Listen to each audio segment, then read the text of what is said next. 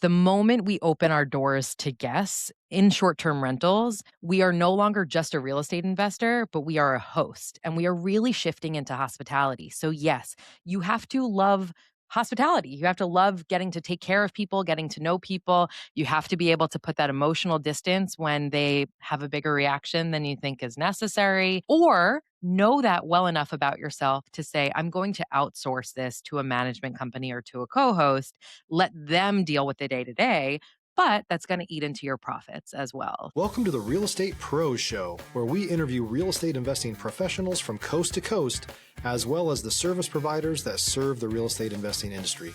Our goal is simple: share what's working now to help you improve and scale your business to the next level and meet the pros that can help you get there. Real Estate Pros is powered by Investor Fuel, America's leader in helping real estate investors and professionals build the business you need to live the life you've always dreamed of. Let's start today's show. Property insurance for real estate investors doesn't have to be difficult, but it does need to be there to protect you when you need it. MyInvestorInsurance.com not only provides insurance at 15 to 30% cheaper than traditional agencies, it's built specifically for real estate investors like you.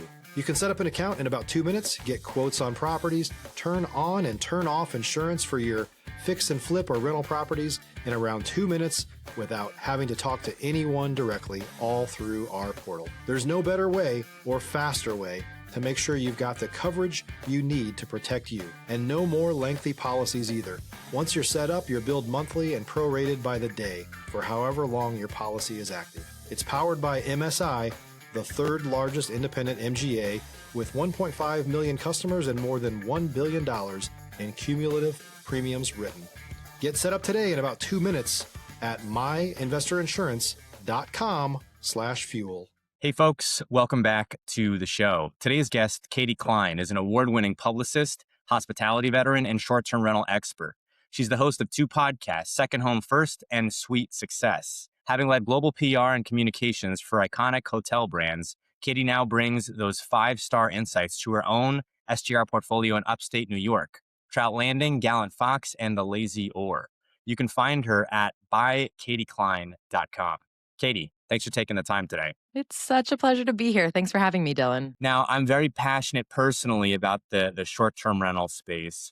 That's really how I cut my teeth in real estate, was as a wholesaler working with fix and flippers, many of which were fix and holding, and getting into the STR space. Walk me through your history in STR. How did you get into short-term rentals? Sure. So I'm a fairly new real estate investor, about 5 years in now. 5 years ago, my husband and I bought a small flat in London. We were living in the UK at the time. It was a place that we lived in for the moment, but we always knew that when we moved back to the States, we would just hold on to it and convert it into a long-term rental. So that's what that property is doing now. And when we moved back to the US, we were moving back to the New York City area where, as you know, real estate is eye-wateringly expensive. And we didn't know if we wanted to be here long term. The last time we lived in New York City, we were just the 2 of us. Now we were moving back with a child. We now have 2 children. So we weren't sure if we had changed, if the area had changed, if this was really where we wanted to be long term. So instead of figuring out a way to buy a primary home, we decided to rent our primary home and to buy our second home first. We bought a 4-bedroom chalet near Lake George. It's a place that's really sentimentally special to my husband and I. We used to go camping there every summer. We just absolutely love it there.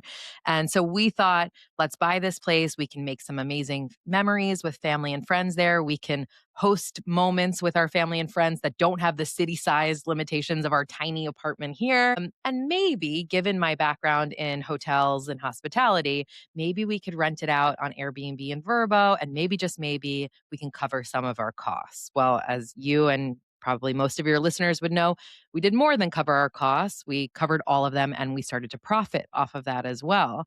So about a year later, we decided to buy a second property about 40 minutes south in Saratoga. And really, it was only after we had set that property up, listed it on Airbnb, and started to see the volume of bookings that we had. That first year, we were booked every single weekend from the beginning of May to the end of November. And it was only at that moment that I kind of sat back and thought, I guess I'm a real estate investor now. Stop living on an island and join the #1 mastermind in America for professional real estate investors.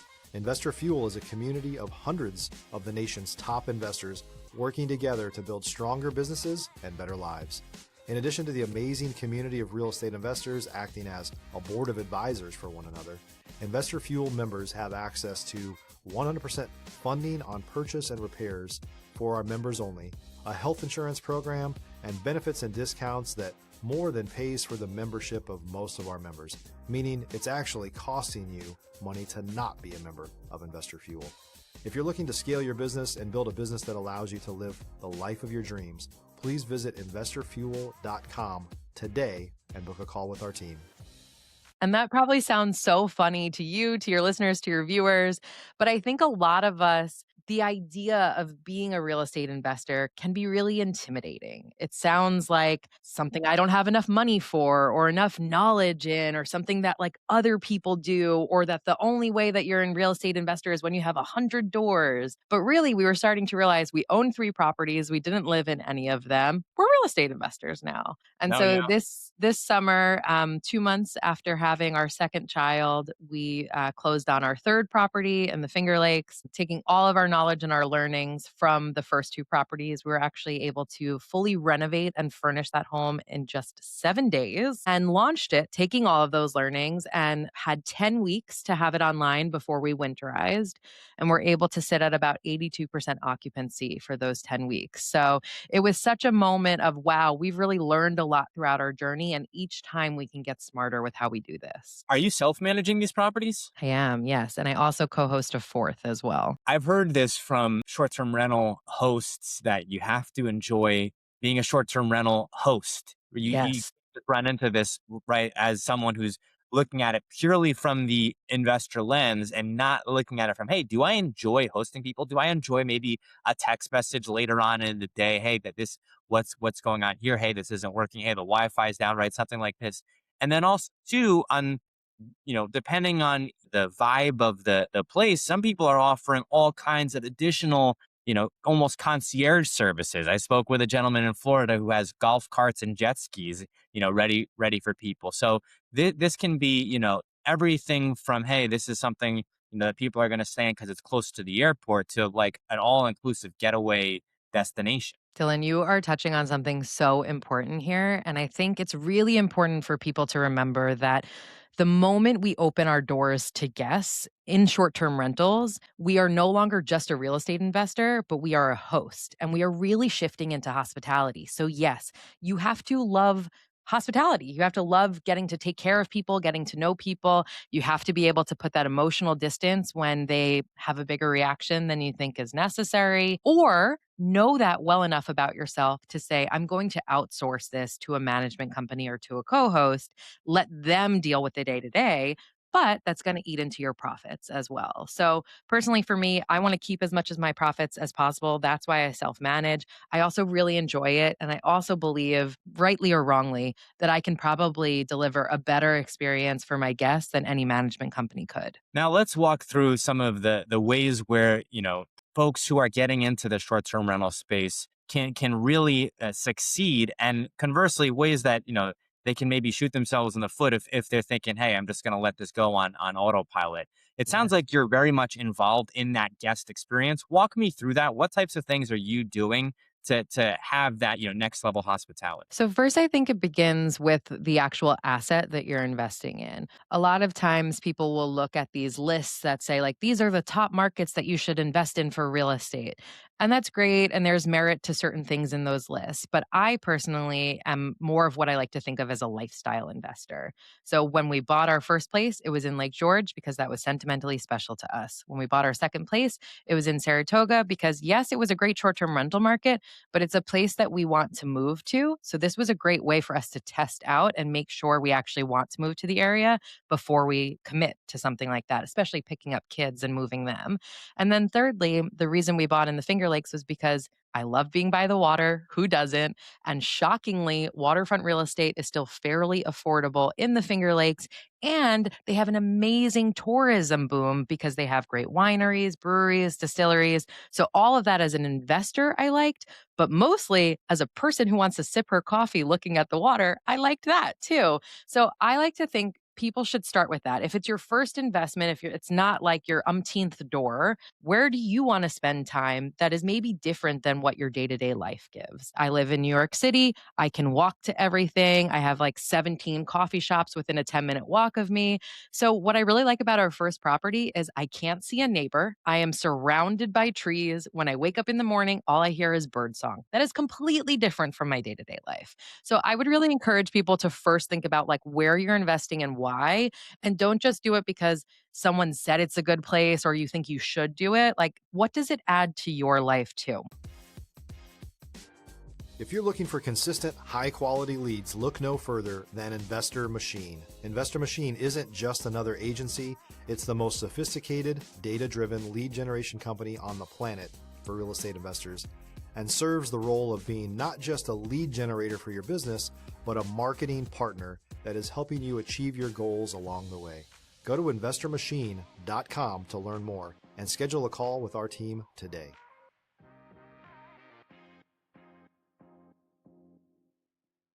And then, secondly, when it comes to actually hosting people, I like to take a lot of learnings from my time working in the hotel space. So, there are two kind of things that came out of that. One is what are the things that the hotel industry does really, really well? And how can we do that in short term rentals? And then, what are the things that the hotel industry struggles to do as well as short term rentals? And how can we really supercharge those as almost our superpowers in a way? So, if we start with the first one thing I like to think about is the art of the arrival. So, when I was working for the hotel brand Le Méridien, we did this study that found the first 10 minutes of a guest stay sets the tone for the entire experience, right? And so, when I think about that for my guest, it's did I give them good enough directions or did they drive past my house 5 times before finding it? If they arrived at night, did the light come on? Did it stay on long enough for them to get the suitcases out, for them to get the baby out of the car? Did I give them a personalized key code or are they digging around in the dark for like a physical key? When they open the door, does it smell clean? Does it look clean? If they're arriving in the summer, is it cool? If they're arriving in the winter, is the house already warm? Those types of things that right away are going to make your shoulders come down, make you relax. And I know that for the rest of the stay, we're starting on a good place, as opposed to if they walked in and any of those things were awry, now I'm going to have to make up for it. And actually, on one of my podcasts, Sweet Success, I interviewed a gentleman called Rory Sutherland. He is a behavioral psychologist, a TEDx speaker, a New York Times bestselling author. He's an incredible man. And he talked about something called confirmation bias. And this really supports the entire point, which is that we as humans subconsciously want to believe we are the smartest things ever. So, whatever we found in those first 10 minutes, we are going to spend the rest of our trip looking for proof points that support our initial finding. So, if we see another cobweb, we're going to go, oh, see, this place is dirty. I knew it was bad. Or if we had a great arrival experience and then I send a message the next day and say, just checking in, want to make sure you found the house okay, they're going to think, oh, this host is wonderful. I just knew this place was great, right? So that's one of the lessons I take from hotels to apply to my short term rentals. Conversely, being in rooms and in boardrooms in hotel companies, talking about competitors with short term rentals, some of the things that we have to our advantage is number one, we have a different offering. We, by and large, have kitchens, we have different bedrooms, we have communal spaces, right? Those are really important to certain guests for certain trips, particularly me when I'm traveling with my children. I like that my kids can go to bed and my husband and I don't have to like tiptoe and be quiet. We can sit up and watch TV and chat and have a glass of wine. I like that I can store my son's bottles in the fridge, like those little things that in order to get that in a hotel, either you can't or you'd have to pay more money for. Another thing is, I think when people travel, they really want to feel like they're in the destination that they're in. They don't want to have their same exact experience of normal day to day life. They want to feel like they are wherever they're visiting. So nothing ruins that faster than walking into a hotel lobby. I love hotels. I will always love hotels. But when you walk through a hotel lobby, it's very clear you're a visitor. You're visiting this place, right? And maybe it's a gorgeous hotel lobby, wonderful. But when you pull into a driveway that's yours, even for the weekend, that's your house, that's your kitchen, that's your washer dryer, right? And so you're giving your guests that immediacy of you're a local here, this is your place for the weekend. And I think that really goes a long way. Yeah, you said so many nuggets right there that resonate. I've never heard of someone put it so succinctly, but those first 10 minutes, right? I mean, that's gonna completely color your experience. If it goes great, it's gonna be hard to detract from that, right? And if it Hmm. goes poorly, now you're gonna have an uphill battle. But then also too, right? It's to a point where if you have a great experience in a short-term rental because you felt like you were part of that area, you had the kitchen, right? You're cooking food there, right? You're not having to look for where laundry's done. You're able to do it right there. But you're going to say, well, the next time I go, to a similar place, I'm going to look for a similar experience. Hmm. And so now the bar's been set. Now you're Hmm. it's almost like, well, okay, I had uh, you know, this great experience. I can't go back. I was in first class. Now I can't go back. It's true. I've actually had a guest tell me, like, you're one of the best hosts that we've ever had. And in a way, that's kind of funny because I didn't really do anything. It's not like I was like, here's a gold bar. Thank you for coming. Or here's like $5,000. Like, no, I was just kind, considerate, seeing them as individuals, using that moment of being a human versus being a corporation, like hotels mostly are, and saying, like, hey, what brings you to town? Leaving that open ended for people to be able to engage if they want to. They don't have to. But if they tell me, oh, we're coming to celebrate my dad's 65th birthday, I'm then able, as Katie the human, to be like, that's so great. We celebrated my dad's 70th birthday here. Here were some things that I planned for that weekend with him. Maybe your dad would enjoy that too. Again, we're building that relationship from the beginning so that if or when something goes wrong during their stay, they almost have a bias towards me to be like, oh, I know Katie wouldn't have wanted that to happen, rather than like, oh, this short term rental sucks. If you're a new or newer real estate investor looking to launch or grow your real estate investing business, please check out Investor Fuel Club. It's a coaching community, but unlike anything you've ever seen before. And you can actually partner with members of our mastermind from coast to coast on deals right in your market. There's no better opportunity to build a consistent business than to literally partner with pros to help you avoid costly mistakes, avoid the need for capital to do deals, and help you eliminate your fears as you're starting your business. Learn more about Investor Fuel Club at investorfuel.com/club. That's a huge point that people miss, right? Is you're going to have to be in communication, right? So unless you're delegating that to someone else, expect to receive some type of communication if they're there for really any period of time. Because unlike a hotel, this is now someone's home, literally, Hmm. for that time period. So if they don't know, how to turn the stove on, you're going to be the first person that they reach out to. And if you're unable to get in contact with them, that's now a source for a potentially negative review, because if they can't eat breakfast because you're not picking up your phone, doesn't matter if you respond 3 hours later, they missed a meal, right? Exactly, exactly. And I think knowing that this is a transaction too. I see a lot of chatter in forums and such where people get annoyed. Or, for example, how I said I ask these open ended questions. There are some guests who won't respond. There are some guests who are not going to message me during their stay. They don't want that. That's totally fine. And I've seen people be like, well, they haven't told me why they're coming yet. Should I cancel this stay? If you book a room at the Ritz Carlton sends you a confirmation email. They don't say, hey, Dylan, please explain to me exactly who you're coming with, the Yeah. purpose of your trip, and then we will determine if it is worthy for you to stay here. That's ridiculous, right? So I think we need to put things through that hotel lens. Similar with amenities. I see a lot of chatter around like, oh, I don't need to provide shampoo and conditioner. They'll bring their own. Or I give them enough garbage bags to get them started for their stay. They can go get the rest for their stay. Now, look, if you're hosting someone for 30 plus days, I get it. You may not be able to give them enough. And also to your point earlier of like, if you are a budget stay near an airport and you are charging like less than $100 a night, you don't need to be giving bells and whistles either. You know who your target audience is. But for me, my property in Lake George in the summertime will do $1,200, $1,300 a night. Is it fair that during a 3 or 4 night stay, a guest should have to go to the grocery store, buy a full bag of garbage bags, of which they probably need 5 more? That's not fair. I don't think that that's how they should be experiencing it. And also, is it really costing me that much more to just provide a surplus of garbage bags? I think there is this fear that people are going to be like, look, she left a whole box of garbage bags. I'm going to put that in my suitcase. The likelihood of that happening is so low. But what has a really high likelihood is them having everything that they need at their fingertips, not needing to think about it, not needing to go, oh my gosh, we don't have another garbage bag and it's 8 p.m. and it's cold outside and the baby just got to sleep and now I have to run out to the grocery store to do that. That's going to frustrate them way more than the $3 I spent on leaving extra garbage bag. I mean, from the hotel space, right? So I've seen in my lifetime, it used to be they had the shampoos at some places and they were just out and about. Now I've gone into some places and they're under a lock and key. So they're still there. It's just you can't take them with you. So I don't know if some people want to do that, but it's a great point, right? So I mean, if people are spending, money really for a upscale place, what else is going to come with that? And I Hmm. don't know that it would necessarily be the source of a negative review, but if you're trying to give someone an overwhelmingly positive experience that just knocks their socks off, that first 10 minutes, right? Them not having to go out of their way to kind of fill the home with things to make it feel like a home during the duration of their stay.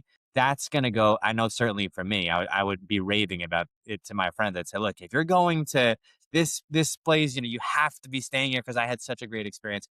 We are coming up on time here, though, Katie. Any new projects that you're working on? And then also, what's the best way for folks to get in contact with Absolutely. So I am the host of a podcast called Sweet Success. That's sweet like hotel suite. I like to think of that as almost Diary of a CEO style conversations with people in the hospitality industry. So you get to really hear about people as humans and their stories that led them there and take all of those hospitality insights and apply it to whatever business that you're working on. And then most recently, I launched a second podcast called Second Home First. And again, that's really targeted at people like me who were intimidated potentially to think of themselves as a real estate investor, though I was always interested in investing in real estate. And they just want to have a second home, or they're starting to question a lot of what you and I were talking about before we even started recording. Cost of living is high. For me to rent my apartment in New York City costs about $2,000 to $4,000 a month less than if I were to buy this exact same apartment here. That just doesn't make sense. Instead, I could take that extra $2,000 to $4,000 a month, buy one property, now three properties, that then start generating income for me and provide me options, freedom, income, all of these things that we all want so much, right? So that I'm not locked in to having to make certain choices just to afford my mortgage every single month. So those are my two podcasts. You can find me at Buy Your Second Home First or sweetsuccesspodcast.com. And then on Instagram, as you mentioned earlier, I'm by Katie Cline, and that's BY Katie with a K and Klein with a C. Katie? Thank you so much for your time today. Thanks for coming on the show. Pleasure to be here. Thanks for having me. Thanks for joining us for today's Real Estate Pros Show. You can learn more about the amazing benefits of the Investor Fuel Mastermind community, including surrounding yourself with hundreds of other rock stars, 100% financing for your deals, and members-only discounts from vendors you're likely already using that, as a member of Investor Fuel, will save you more than the cost of your membership. Visit investorfuel.com to learn more. If you're interested in joining us as a guest of this show, please visit investorfuel.com/pros to apply. You can also check the show notes for access to free resources, how to get access to world-class lead generation, and much more. Don't forget to subscribe so you never miss another episode. Have a great day. We'll see you on the next show.